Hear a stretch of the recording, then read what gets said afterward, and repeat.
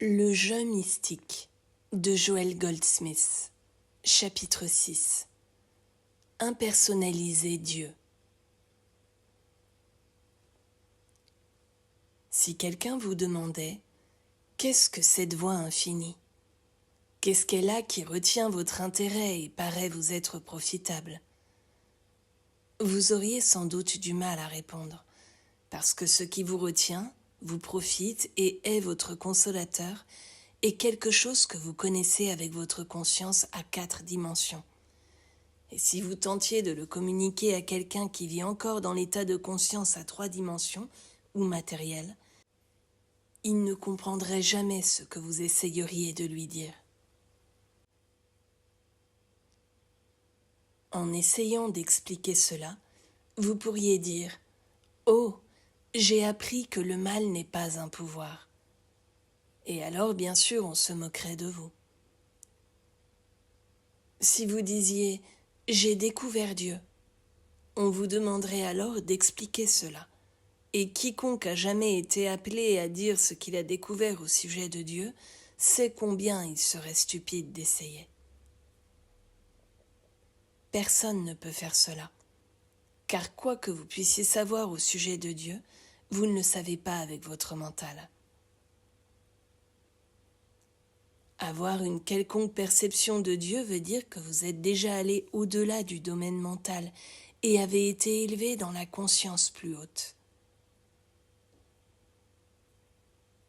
Quoi que vous sachiez au sujet de Dieu, vous le savez par l'intermédiaire de votre perception spirituelle, de votre discernement spirituel développé, de vos facultés de l'âme. Tenter de dire cela à une personne vivant à partir d'une conscience matérialiste serait stupide, sinon impossible.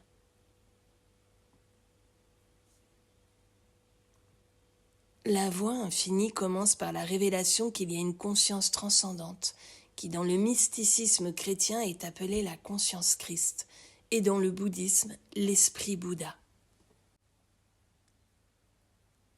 Dans l'un et l'autre cas, cela veut dire qu'il y a une conscience plus élevée que le mental humain.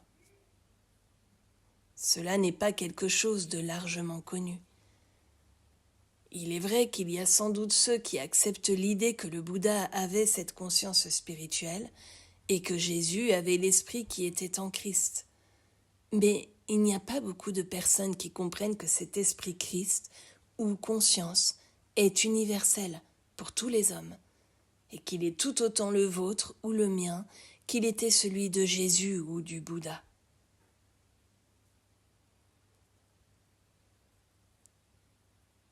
Aussi longtemps que vous croyez qu'il y a un Dieu là dehors, séparé et distinct de votre être, vous personnalisez Dieu et fabriquez l'image d'une entité, d'une identité ou d'un être en dehors de vous. Dieu est être, mais pas un être.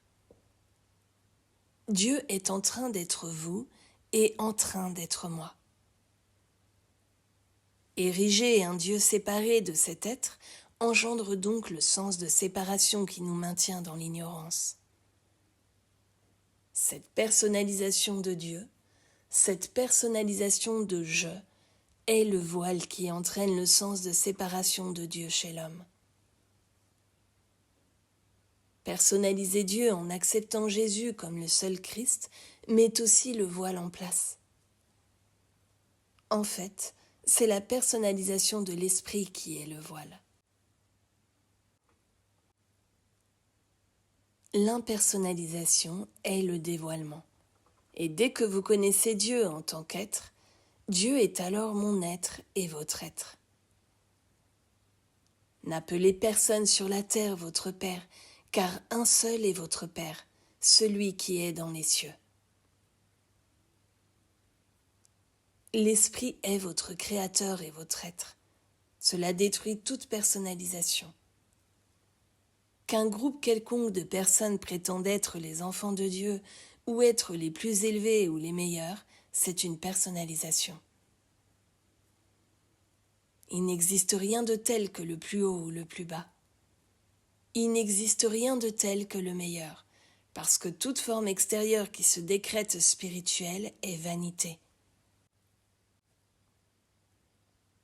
Dieu seul est esprit. Seul je, l'Esprit de Dieu en vous, suis le Fils de Dieu.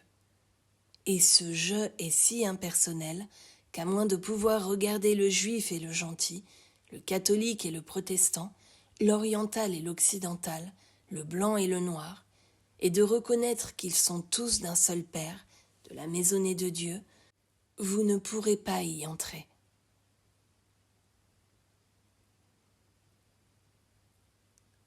Quand nous impersonnaliserons Dieu en sachant que Dieu est l'être de Jésus-Christ, et que Jésus a démontré cela afin que nous sachions que Dieu n'était pas seulement son Père, mais notre Père à tous, alors nos prières ne seront pas une activité mentale. Nous avons tenté d'atteindre Dieu avec le mental pour l'influencer, le canaliser, alors que le mental doit être tranquille dans l'assurance de « est ». Dieu est. Je suis. Je et le Père sont un. Nous n'avons ainsi aucun effort à faire pour atteindre Dieu, car nous sommes déjà un avec le Père. Nous ne devons certainement pas essayer avec le mental de canaliser Dieu dans la direction de qui que ce soit. Cela n'a-t-il pas été le péché de la religion dans toutes nos guerres? Les aumôniers n'ont-ils pas été encouragés à prier pour la victoire de leur camp? Qu'était cela sinon une tentative de canaliser Dieu? N'était-ce pas essayer de revendiquer Dieu pour leur camp et exclusivement pour leur camp? Mais si nous voulons être enfants de Dieu, nous devons prier pour nos ennemis. Cela ne veut pas dire que nous devons prier pour que notre ennemi nous détruise. Non pas que cela changerait quoi que ce soit si nous le faisions, mais nous devons prier pour que nos ennemis soient libérés de l'esprit charnel, tout comme nous désirons que nos amis soient libérés de l'esprit charnel. Mais si nous nous décrétons les préférés de Dieu et tous les autres de l'esprit charnel, nous nous mettons de nouveau en esclavage. Prier pour nos ennemis signifie connaître la vérité au sujet de notre ennemi. Savoir que pour ce qui est une quelconque expression de l'esprit charnel provenant de l'ennemi, ce n'est pas un pouvoir. Et qu'en ce qui concerne la véritable identité de l'ennemi, elle est autant Dieu que notre identité est en Dieu.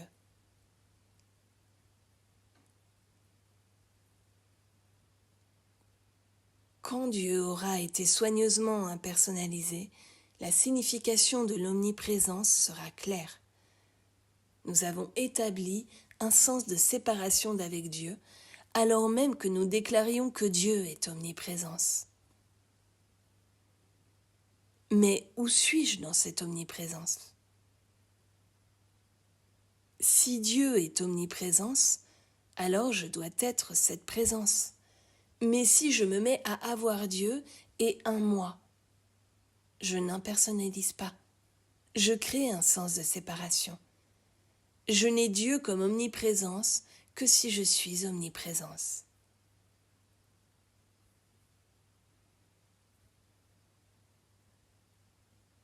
Je me tiens à la porte et je frappe.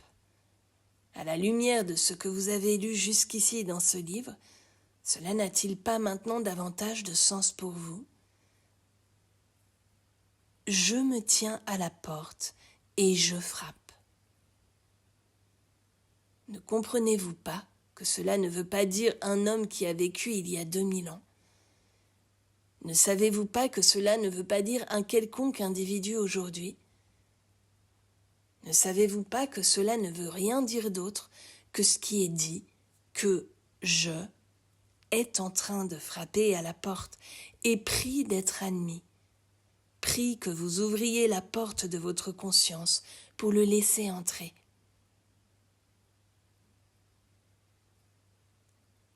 Je est le principe créateur de cet univers, Et ce « je » frappe à la porte de votre conscience depuis des siècles, suppliant d'être invité à entrer. Et vous l'avez retenu dehors en le localisant dans la Terre Sainte d'il y a 2000 ans.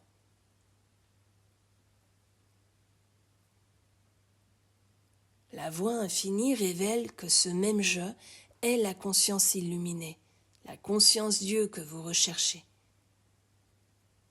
Je est cette illumination, cette initiation, cet éclairement. Le je de votre être est la nourriture, le vêtement, le logement, le bonheur, la paix et la sécurité même que vous recherchez. Ce je frappe depuis toujours à la porte, essayant de pénétrer dans votre conscience. Votre vie entière dépend de la connaissance de la nature de Dieu. Tant que vous ne connaissez pas Dieu correctement, ne vous leurrez pas en croyant que vous avez atteint l'immortalité, parce que vous n'atteignez l'immortalité que dans la mesure où vous le connaissez bien. Vous ne le connaîtrez jamais bien tant que vous ne le connaîtrez pas en tant que je. Je, l'Esprit de Dieu en vous. Je, la petite voix tranquille au-dedans. Le royaume de Dieu est au-dedans de vous, et Dieu est dans son royaume. Dieu constitue son royaume.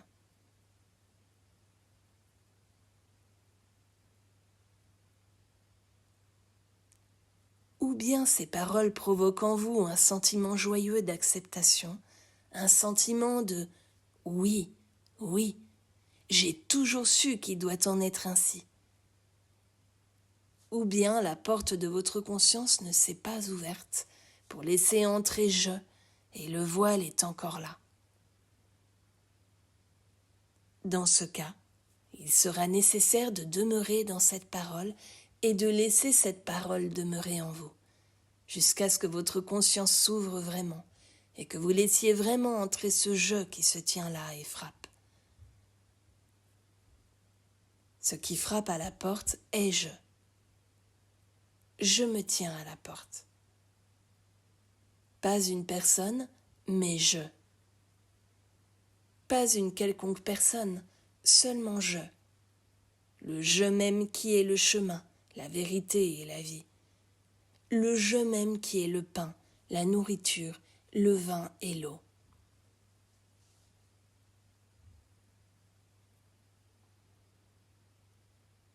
Parfois, lorsqu'un instructeur ou un praticien dit à un étudiant que c'est lui-même qui écarte de lui sa santé, ses ressources et sa compagnie, il se peut que l'étudiant demande « Comment cela ?» Alors faut-il lui dire « Vous ne voulez pas ouvrir la porte de votre conscience et me laisser entrer, moi, le je. Vous ne voulez pas laisser entrer le je qui est en train de frapper là. Vous cherchez un autre Dieu, ou bien vous ne cherchez pas Dieu du tout, mais des fruits, un bénéfice de Dieu.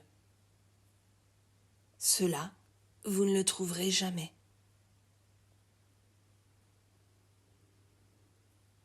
Dieu ne donne pas la santé. Dieu ne donne pas les ressources. Dieu ne donne pas la paix. Dieu ne donne pas la sécurité. Dieu est tout cela. Je suis le chemin, la vérité et la vie. Je suis la résurrection. Le je n'envoie pas ces choses ou ne les donne pas. Le je est ces choses. Le je incorpore ces choses. Quand vous ouvrirez la porte de votre conscience et ferez entrer je, vous trouverez la présence. D'abord lentement et graduellement, parce qu'aucun de nous ne pourrait la prendre d'un seul coup. Mais vous découvrirez que cette présence s'écoule de vous sous les formes nécessaires à votre expérience quotidienne. C'est pourquoi le chemin mystique est la manière de vivre la plus pratique qui ait jamais été connue. Le monde essayera de nous dire que la manière matérialiste est la plus pratique, mais si vous regardez l'histoire, je pense que vous conviendrez que le matérialisme ne nous a pas donné la voie. Même si vous regardez les pays qui ont eu un jour une balance commerciale favorable et une rentrée d'or stable, vous vous apercevrez à quel point la scène a changé et que pour bon nombre d'entre eux, ce n'est plus le cas. Pourquoi ? Parce que tout ce qui est là, dehors dans le monde, est aussi fugitif qu'une ombre. Mais si vous avez ouvert votre conscience à je, et si vous avez réalisé que je au milieu de vous est Dieu, que je au milieu de vous est cette totalité, alors, si pour quelque raison votre santé, votre foyer ou votre famille vous a quitté aujourd'hui, cela n'a pas d'importance. Ce je est la résurrection. Une fois que vous réaliserez que je au milieu de vous suis lui, vous découvrirez que les années dévorées par la sauterelle sont restaurées. Tout ce qui vous a jamais été enlevé à cause de votre ignorance de Dieu vous est maintenant rendu, et 2 fois plus.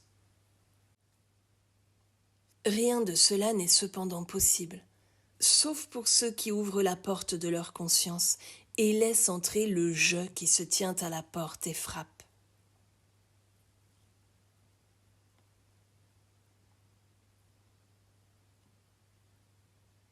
Dans l'enseignement de la vérité, vous êtes confronté à une situation comparable à la boîte de Pandore.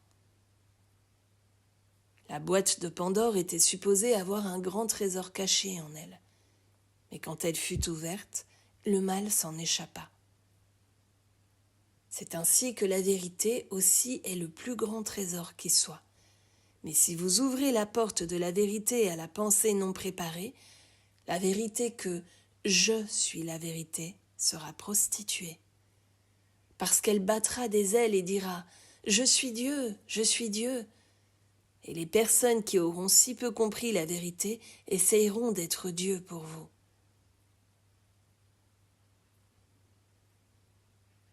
Pour les personnes non préparées à cette vérité, la révélation de « je » peut être destructive, parce qu'elles peuvent tenter de l'utiliser pour un gain personnel, et aussi parce que cela leur donne un faux sens de « je », qui leur fait croire qu'un individu a du pouvoir. La vérité est qu'aucun individu n'a de pouvoir, parce que je suis tout pouvoir, je suis omnipotence. Un individu n'a aucun pouvoir. Vous, de vous-même, n'avez aucun pouvoir. Vous ne pouvez jamais diriger le pouvoir. Vous ne pouvez jamais utiliser le pouvoir. Lorsque vous connaissez le secret de je, vous demeurez dans la tranquillité et laissez je faire son travail. Pas vous.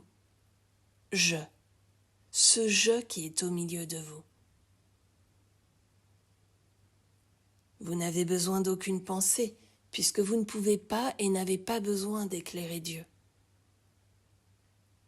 Le fait même que vous vous soyez tourné vers une conscience illuminée est le lien entre vous et Dieu. Alors, tout ce qu'a à faire cette conscience illuminée est de demeurer en Dieu, et Dieu remplit votre besoin.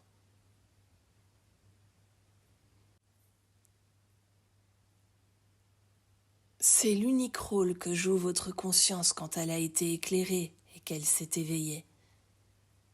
Elle a eu suffisamment du dévoilement pour savoir que le je de vous et le je de quiconque se tourne vers vous est Dieu. De sorte qu'il n'y a aucun besoin de lui transmettre des pensées, de lui transmettre du pouvoir ou d'utiliser le pouvoir Dieu pour lui. C'est le bon plaisir du Père de lui donner le royaume, le bon plaisir du Père, le je au milieu de lui. Je au milieu de vous est puissant, mais le je au milieu de vous est au milieu de lui à cause de l'omniprésence. C'est pourquoi vous n'avez pas à projeter vos pensées à travers les kilomètres. Vous avez seulement à demeurer dans la tranquillité. Et parce que le jeu a été dévoilé, la vérité a été dévoilée. Si vous connaissez je, pourquoi devez-vous vous tourner vers quelqu'un? N'y a-t-il pas un je en vous? Ne dites-vous pas je tout le temps? Et je n'est-il pas Dieu? Par conséquent, demeurez dans la tranquillité. Comprendre la nature de Dieu comme étant je est le trésor. Mais en révélant cette vérité, elle s'avérera mauvaise si elle vient à la perception des gens non éclairés, de ceux qui pensent qu'un sens personnel de je est Dieu, que n'importe qui peut exercer le pouvoir Dieu et peut par conséquent mieux faire pour vous que l'un ou l'autre des praticiens qui ont réalisé Dieu. Tout cela peut être mauvais parce que c'est personnalisé. Apprenez à impersonnaliser. C'est seulement quand vous impersonnalisez que vous pouvez devenir intérieurement tranquille et laisser je faire le travail, sans penser que c'est le je de vous. Souvenez-vous qu'il y a un je dans la personne que vous êtes en train d'aider autant qu'en vous, et que c'est le même je, le seul et unique je. Laissez-le faire le travail, sans mots et sans pensée. Et alors le sens personnel de je ne se mettra pas en travers du chemin.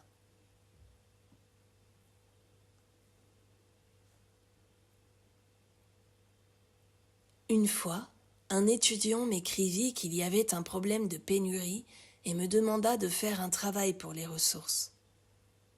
Je lui répondis ceci.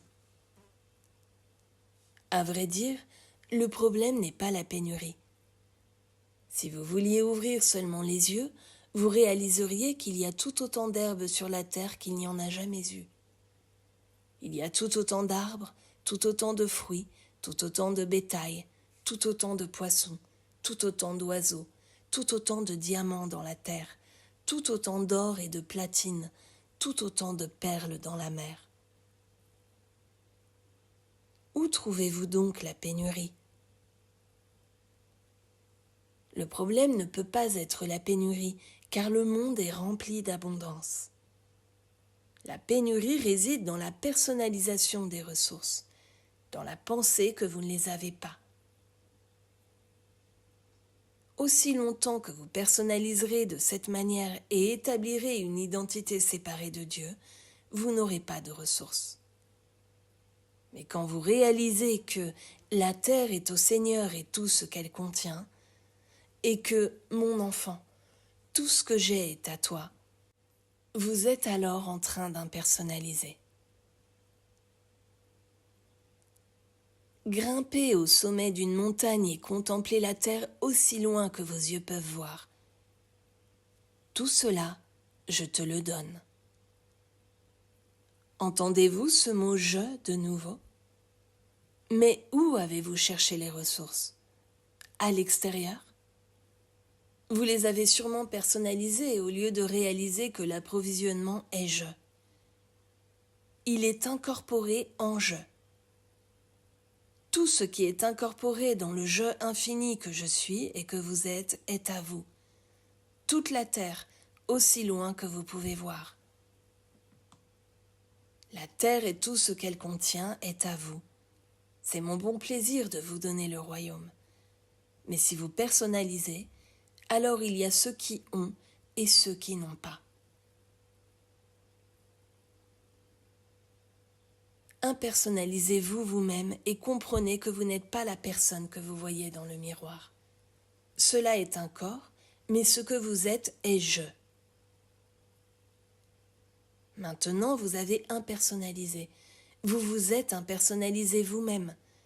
Vous avez impersonnalisé Dieu et vous avez impersonnalisé les ressources, parce qu'il n'existe rien de tel que des ressources qui soient destinées uniquement à vous ou à moi. Y a-t-il un Dieu qui peut donner? Cela n'indiquerait-il pas un Dieu qui retient? Quelle sorte de Dieu avez-vous alors? un Dieu fabriqué par l'homme, un Dieu fait à l'image et à la ressemblance de l'homme. Bien sûr, un homme peut donner et retenir. Mais Dieu le peut-il? Dès l'instant où vous comprenez que Dieu n'a aucun pouvoir de retenir la lumière du soleil, la lune ou les étoiles, les océans ou les poissons, vous savez qu'il n'y a pas de Dieu qui retienne quoi que ce soit. Vous ne pouvez pas vraiment avoir un problème de pénurie. Ce que vous avez, c'est le problème d'un sens de séparation d'avec Dieu. Et dans votre ignorance, vous avez créé une identité distincte de Dieu. En d'autres termes, vous ne déclarez pas « je suis je ». Au lieu de cela, vous déclarez « je suis une personne » et le manque d'éducation, l'absence d'occasion ou certaines circonstances m'appauvrissent. C'est vous qui faites tout cela. Vous fabriquez votre propre prison. Vous ne pouvez pas démontrer les ressources, vous pouvez seulement démontrer « je ». Vous ne pouvez pas démontrer la sécurité, vous ne pouvez pas prier pour la sécurité. En fait, vous ne pourrez jamais épargner assez d'argent pour avoir la sécurité, comme l'ont découvert beaucoup d'ex-millionnaires. La seule sécurité que vous puissiez avoir, vous l'avez quand la porte de votre conscience s'ouvre et laisse entrer le « je ». De sorte que vous pouvez dire « je est mon approvisionnement ». Je au milieu de moi est puissant.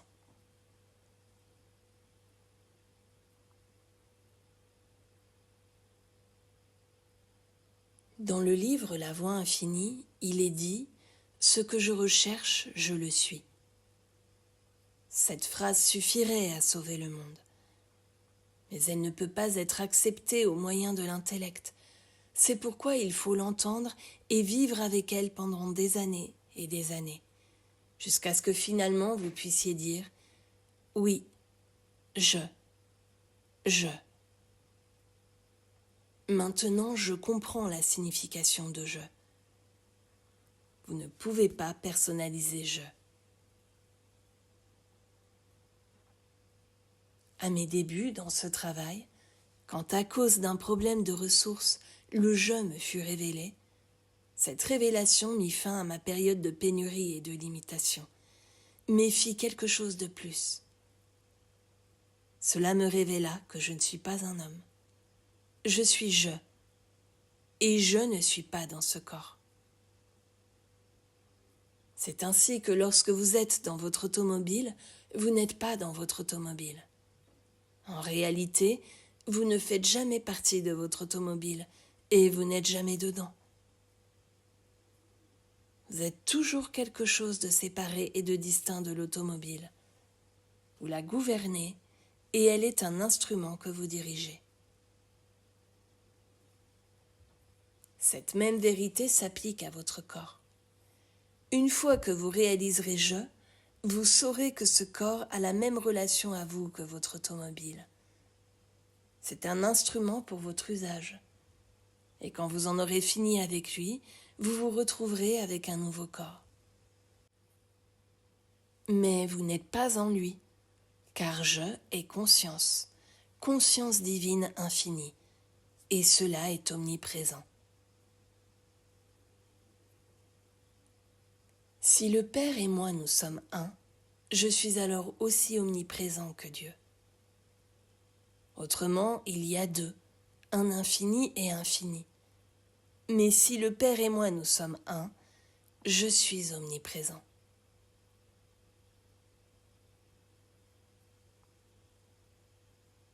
La voie infinie révèle la nature impersonnelle de Dieu, c'est-à-dire que Dieu n'est pas une personne, que Dieu n'est pas localisé en tant que l'esprit de quelque unique personne. Dieu est être. Mais Dieu est être infini. Par conséquent, Dieu doit être votre être et mon être. C'est pourquoi nous pouvons accepter « je » en tant que le nom de Dieu, parce que j'ai le nom de « je » et vous avez le nom de « je ». Chacun de nous est je. Je est l'identité de chacun, et c'est ce qui nous rend frères et sœurs. C'est ce qui rend possible pour nous de nous rencontrer sans envie, jalousie ou méchanceté. Car quelle que soit l'abondance de celui-ci ou la pénurie de cet autre, tout s'égalisera quand nous parviendrons à la prise de conscience de ce je. Chacun de nous est je, et Dieu est ce je infini en nous.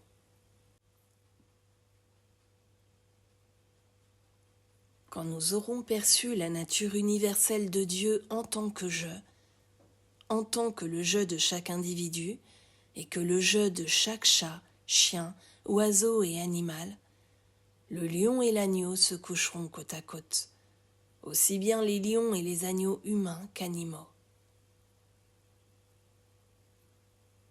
Quand nous reconnaîtrons je en tant qu'être universel, être infini, nous ferons de nos ennemis des amis, non en les dominant, mais en reconnaissant que je au milieu de l'ennemi suis je au milieu de chacun de nous, et que nous sommes un.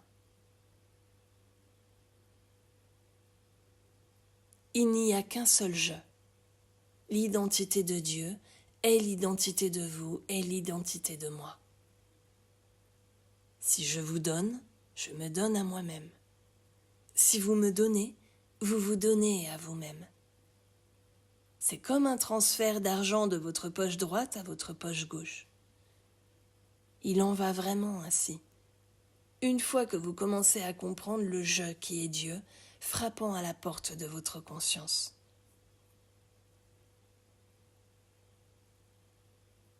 Pour cette raison, toutes les fois que vous avez fait ces choses à l'un de ces plus petits de mes frères, c'est à moi que vous les avez faites, parce que je suis le plus petit d'entre mes frères, et le plus petit d'entre mes frères est je.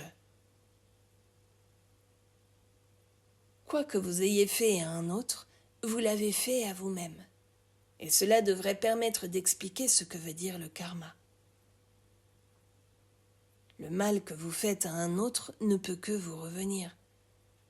Il y a un élastique attaché à lui, et la pierre que vous jetez doit revenir. Mais le bien que vous faites a aussi un élastique, et plus vous le lancez loin et fort, plus vite il vous revient.